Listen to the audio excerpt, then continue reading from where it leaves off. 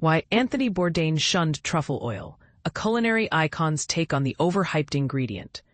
Anthony Bourdain, the late culinary maestro, had strong feelings about truffle oil, labeling it as industrial waste in a candid conversation with First We Feast back in 2016. This isn't just Bourdain's notorious penchant for stirring controversy. There's a genuine reason behind his disdain. Most commercially available truffle oils contain no real truffles. Instead, they're packed with artificial fragrances that mimic the authentic aroma, but often end up smelling like a cross between cheap air fresheners and cinema popcorn butter.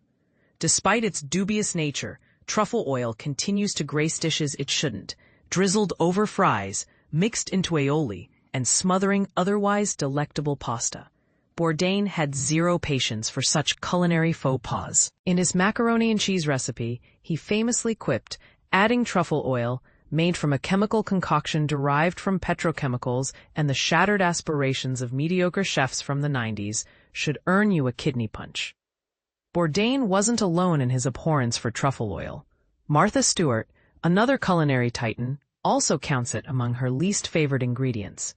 Gordon Ramsay and Guy Fieri share similar sentiments towards the pretentious oil. When something artificial masquerades as luxurious, it's not an indulgence, it's a marketing ploy.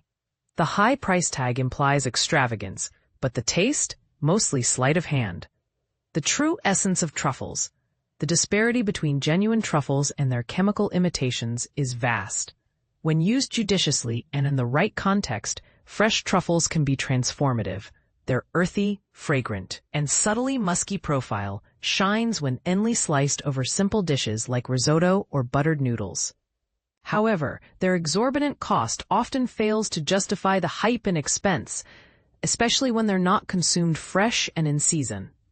Truffles command hefty prices, not merely due to their scarcity, perishability, and laborious harvesting methods, but also because of their elite status in the culinary world.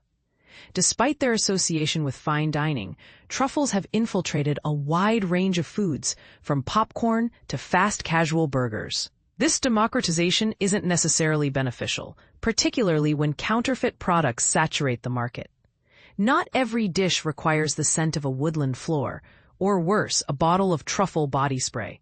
So, if you're considering a splurge, bypass those pricey truffle fries. Opt for the real deal. Use it wisely and heed Bourdain's advice. Truffle oil is not food. It has no connection to actual truffles.